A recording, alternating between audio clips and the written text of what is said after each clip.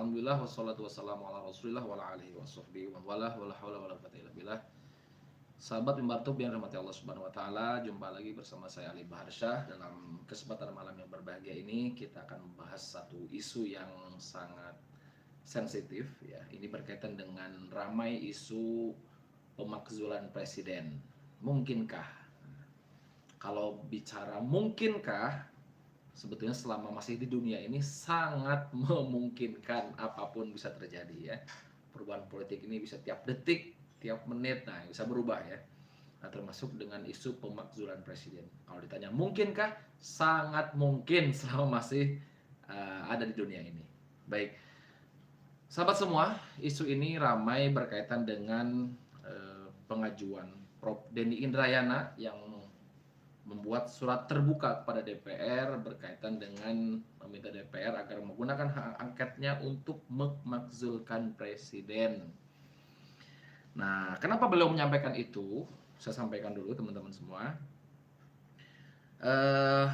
Alasan beliau ya seperti dimuat dalam berita Liputan 6. Pertama, karena beliau dianggap dapat merusak konstitusi dengan melakukan cawe-cawe pada politik pemilihan presiden 2024 nanti ya. Dengan harapan supaya beliau mendesain ya, menurut Pak Denny Indrayana ini presiden mendesain agar calon hanya diikuti oleh 2 kontestan saja, kontestan susah banget ya. Kemudian membiarkan kepala staf presiden Muldoko ya yang mengganggu Partai Demokrat melalui gerakan pengambil alihan partai. Nah, ini yang kemudian dipersoalkan oleh Prof. Denny Indrayana. Nah, sebetulnya teman-teman semua bicara dengan pemakzulan. Pemakzulan itu apa sih? Pemakzulan itu dalam istilah KBBI itu bisa 2 makna ya.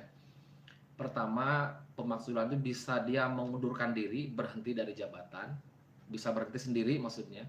Atau kemudian yang kedua, dia itu kemudian mengundurkan diri.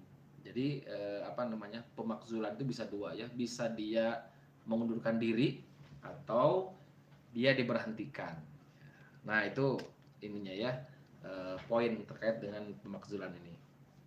Nah, kalau dalam istilah asingnya sebetulnya disebut dengan impeachment. Nah, itu kalau bahasa-bahasa impeachment itu kan dulu ramai waktu kasus ijazah palsu itu kan di sidangnya Gus Nur dengan Bambang Tri itu kasus ada dorongan untuk impeachment. Nah, impeachment ini dalam istilah asing ya, bukan istilah Indonesia. Nah, itu kemudian sebetulnya syarat-syarat apa saja yang membolehkan seseorang atau DPR ini melakukan impeachment atau melakukan pemakzulan. Ini saya akan coba bacakan. Sebetulnya sudah dibahas dalam tertera ya berkaitan dengan pemakzulan ini dalam Undang-Undang Pasal 7A, Undang-Undang tahun 1945. Saya bacakan ya biar nggak salah paham, biar nggak pahamnya salah. Begini kurang lebih ininya isinya ya.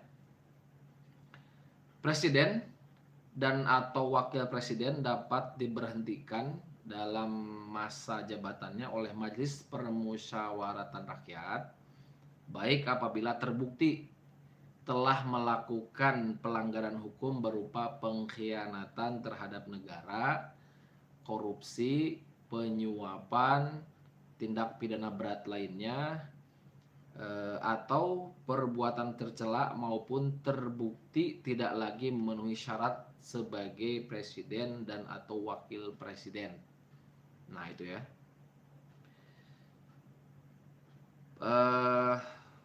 Itu kemudian dalam mekanisme seperti apa? Nah, ini juga dibahas ya, mekanisme pemakzulan itu seperti apa? Ini juga dibahas dalam pasal 7B-nya. Kalau tadi 7A, ya sekarang pasal 7B Undang-Undang 45. Saya akan bacakan supaya tidak salah paham. Usul pemberhentian presiden dan atau wakil presiden dapat diajukan oleh Dewan Perwakilan Rakyat kepada Majelis Permusyawaratan Rakyat hanya dengan terlebih dahulu mengajukan permintaan kepada Mahkamah Konstitusi untuk memeriksa, mengadili dan memutus pendapat Dewan Perwakilan Rakyat bahwa presiden dan atau wakil presiden telah melakukan pelanggaran hukum berupa pengkhianatan terhadap negara, korupsi, penyuapan, tindak pidana berat lainnya atau perbuatan tercela. Dan atau pendapat bahwa presiden dan atau wakil presiden tidak lagi memenuhi syarat sebagai presiden dan wakil presiden. Nah, itu juga yang disampaikan oleh pakar hukum tata negara Universitas Muslim Indonesia, siapa namanya, Pak Fahri Bahdim ya.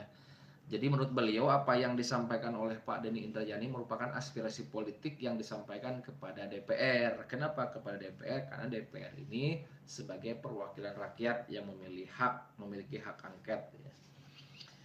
Nah, cuma dalam perjalanannya teman-teman semua bicara mekanisme mekanisme pemakzulan itu kan harus dari DPR datangnya ya. DPR mengeluarkan hak angket berkaitan dengan hal ini, kemudian diusulkan kepada Mahkamah Konstitusi. Nah, jika terbukti bahwa apa yang dituduhkan atau apa yang disampaikan oleh pihak DPR terbukti, maka nanti pihak MK ini setelah memutuskan betul bahwa ini ada pelanggaran, maka kemudian akan disampaikan. Nah, dibahas kemudian berikutnya di rapat MPR. Dan ini ya, MPR. Nah, di MPR itu teman-teman semua juga ada mekanismenya nih, biar teman-teman tahu. Di MPR itu harus ya sidang paripurnanya atau rapat paripurnanya harus dihadiri sekurang-kurangnya 3/4 dari jumlah anggota yang ada di MPR. Dan disetujui sekurang-kurangnya oleh 2/3 dari jumlah anggota yang hadir dalam rapat. Nah, gitu ya. Itu berkaitan dengan mekanisme pemakzulan presiden. Nah, dalam hal ini ya, dalam hal kasus Profesor Denny Indrayana yang membuat surat terbuka kepada DPR, sebetulnya yang dipersoalkan itu apa ya? Nah, kalau dilihat dari pendapat beliau di atas itu bisa merusak konstitusi. Cuma saya nggak tahu nih masuk apa enggak ya. Cuma ada juga yang berpendapat beliau atau Pak Jokowi ini melakukan, ada yang berpendapat ya, dianggap melanggar itu karena melakukan perbuatan tercela gitu ya. Dianggapnya demikian. Cuman apakah bisa masuk atau enggak pasal ini kepada syarat-syarat impeachment atau pemakzulan tadi. Jadi memang tidak sederhana teman-teman semua, pemakzulan presiden ini ya dibuat sedemikian rupa, memang tujuannya agar tidak mudah memakzulkan presiden. Nah, cuman menurut catatan Pak Fahri Bahdim bahwa sebetulnya impeachment itu bisa dilakukan bukan hanya karena ada pelanggaran kasus politik saja ya, extraordinary politik, tapi ya lebih kuatnya berkaitan dengan pelanggaran hukum sebetulnya. Nah, ada hal yang menarik lagi teman-teman semua, berkaitan dengan tadi ya, apa yang disampaikan oleh Pak Fahri Bahdim tadi bahwa harus diusulkan oleh DPR. Pertanyaannya, mungkin nggak untuk saat ini dengan kondisi politik sekarang ini DPR ini kemudian berani atau mau menyampaikan permintaan dari Profesor Denny Indrayana ini. Ini Profesor Denny menurut saya merupakan sebuah langkah politik atau aspirasi yang cukup berani, yang sangat berani, bisa dikatakan sangat berani ya. Ini beliau sendirian, dianggap sendirian, cukup berani ya.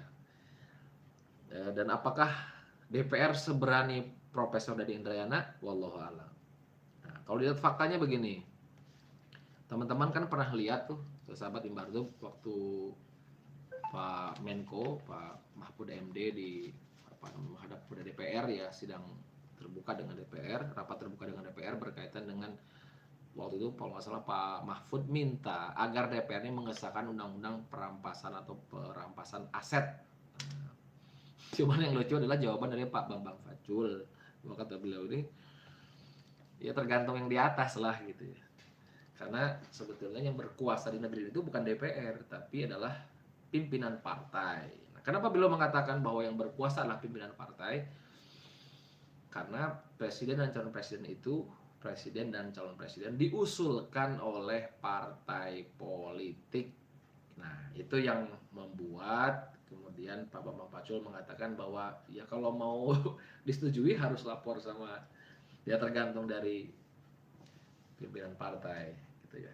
Nah, melihat kondisi DPR seperti itu rasanya sulit ya, rasanya sulit untuk bisa DPR ini kemudian mengabulkan permintaan Profesor Denny Indrayana. Gitu. Kemudian dari sisi MK juga kan kita tahu sendiri ya, MK baru-baru ini perpanjang masa jabatannya. Ini apakah MK bisa bertindak netral atau tidak ya?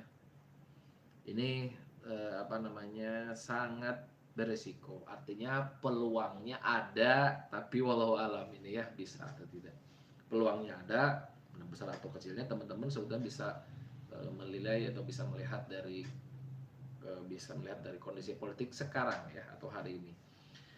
Tapi mungkin teman-teman punya komentar lain, silahkan tulis di kolom komentar. Yang jelas bahwa isu pemakzulan ini rame berhubungan dengan setelah Profesor Denny Indrayana membuat surat terbuka kepada DPR. Sebelumnya kan beliau ini kemudian membuat heboh ya jagat maya dengan menyatakan bahwa Pak Presiden Jokowi melakukan cawe-cawe ya, dengan mengungkapkan beberapa hal ya, skenario Pak Muldoko mengambil Demokrat, kemudian ada penjagalan Anies dan lain-lainnya. Sampai akhirnya itu diakui oleh Pak Presiden bahwa cawe-cawe beliau ini demi bangsa dan negara ya. Salah satunya ingin beliau memastikan agar presiden nanti yang terpilih itu bisa meneruskan proyek-proyek strategis di negeri ini, salah satunya IKN. Tapi ya IKN tahu sendiri ya, kita kemarin kecewa dengan pernyataan Pak Presiden yang malah mengundang warga Singapura untuk tinggal di IKN. Ini pakai uang rakyat dibangunnya ya, pakai APBN, bahkan untuk proyek inti dari IKN ini kan dibangun oleh uang rakyat. Tapi kenapa kemudian Presiden ini malah mengundang warga Singapura? Ya harusnya kan warga lokal dulu ya, atau warga Indonesia yang diundang. Nah gitu teman-teman semua. Jadi kalau dibicara mungkin tidak bahwa pemakzulan ini akan dilaksanakan, wallahu alam ya, peluangnya ada tapi sangat kecil seperti ini melihat kontestasi politik. Tapi setidaknya apa yang dilakukan oleh Profesor Denny Indrayana ini menurut saya ini merupakan usaha yang maksimal dari beliau karena beliau gusar melihat cawe-cawe yang dilakukan oleh Pak Presiden ya terhadap kontestasi pemilu 2024 nanti. Nah, dalam kesempatan ini juga saya menyampaikan pemimpin yang keliru atau pemimpin yang salah itu memang harus diingatkan ya. Itu wajib kita mengingatkan. Bahkan kata Rasulullah mengatakan Abdul Jihad kalimatul hakin inda sultan jair. Menyampaikan yang hak di depan penguasa zalim, menyampaikan kebenaran di depan penguasa zalim itu dikatakan sebagai seutama-utamanya jihad. Bayangkan teman-teman semua ya. Berarti pahalanya besar menyampaikan kebenaran. Saya berharap juga teman-teman yang lain menyampaikan aspirasi ya, tentu aspirasi dengan baik dan dipastikan tidak melanggar hukum. Nah, sekarang ini kan apa-apa kalau komentar, kalau mengkritik pemerintah bisa dikena delik undang-undang ITE ya, hati-hati. Jadi tetap cerdas mengkritik supaya tidak kena undang ITE. Bisa menggunakan kata-kata kalimat dugaan, pertanyaan ya, sehingga tidak mudah kena delik. Nah, kenapa itu penting kita lakukan? Sebetulnya yang kedua bahwa justru dengan kritik kepada penguasa itulah bukti cinta kita kepada pemimpin. Justru kalau kita membiarkan pemimpin salah, itulah yang keliru gitu ya. Harusnya namanya pemimpin, orang yang cinta pada pemimpin itu mau mengingatkan ketika dia salah. Unsur akhaka dzaliman aw madluman, seperti yang saya bahas di beberapa hari lalu. Tolonglah saudaramu yang berbuat zalim dan yang dizalimi. Kalau orang dizalimi kan ditolong ya, namanya juga dizalimi kita tolong. Tapi kalau orang berbuat zalim, bagaimana cara kita menolong mereka? Ya cegah dia berbuat zalim. Nah, maka mudah-mudahan apa yang dilakukan Profesor Denny Indrayana ini bagian dari mencegah presiden berbuat zolim dengan ikut cawe-cawe dalam Pilpres 2024 nanti. Itu teman-teman yang mungkin bisa saya sampaikan berkaitan dengan ya perkembangan terkini ya, atau apa namanya, isu terkait dengan terkait dengan pemakzulan presiden. Jadi poin pentingnya sangat berat ya, melihat situasi politik saat ini di mana DPR juga kita tahu ya sangat sulit berpihak kepada rakyat, kecuali mungkin ada desakan dari pihak lain. Cuman juga apakah rakyat semua setuju ya untuk melakukan impeachment? Nah, itu yang jadi pertanyaan. Kemudian apakah juga partai-partai politik lain ya yang perwakilan mereka itu ada di DPR juga mereka setuju melakukan impeachment atau pemakzulan? Ini juga jadi pertanyaan besar, karena kalau kita lihat kan seperti sekarang Nasdem misalnya berseberangan dengan PDI, itu kan sekarang, dulu ya mereka satu kubu gitu. Artinya sangat berat sekali mengharapkan kepada DPR. Nah, terkecuali ada desakan dari rakyat, ya desakan dari pihak-pihak yang mampu menggerakkan DPR. Ya. Cuma nggak tahu teman-teman, kalau saya nanya teman-teman, sahabat-sahabat Mimbar tuh, setuju nggak dengan isu ini? Setuju nggak dengan pernyataan Profesor Denny Indrayana? Bagi kalian yang setuju, tolong tulis di kolom komentar beserta alasannya apa. Yang nggak setuju pun nggak apa-apa ya, silakan tulis di kolom komentar. Kita berbagi berbagi informasi, berbagi pendapat, diskusi bebas saja. Yang penting sopan dan hati-hati ya. Setiap tulisan teman-teman, komentar teman-teman akan dipertanggungjawabkan di akhirat kelak, sehingga harus benar. Jangan ada unsur kebohongan, ada unsur kebencian. Intinya kita melakukan komentar, kritik ini bentuk dari kasih sayang kita kepada pemimpin-pemimpin kita.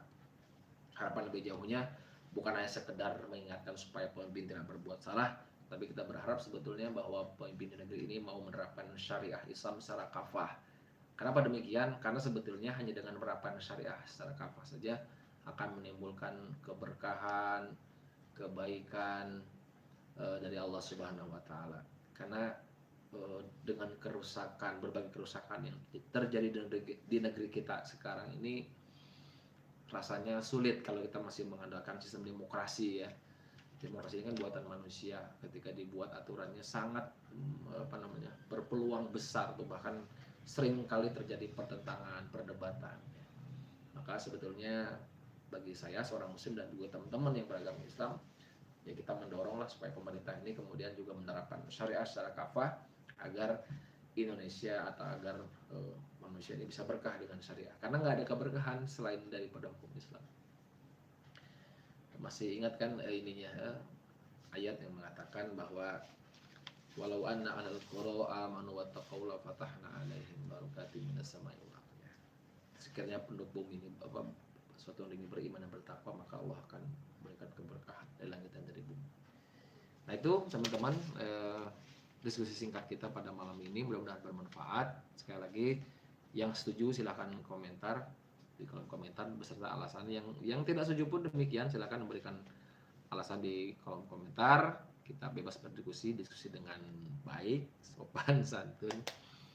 Mudah-mudahan bermanfaat. Sekali lagi, turut memberikan pandangan. Insyaallah kita jumpa di lain kesempatan bersama saya Ali Baharsyah di Mimbar Tube Channel. Demikian, alaikum yang salah dari saya pribadi dan dari Allah Subhanahu wa taala. Assalamualaikum warahmatullahi wabarakatuh.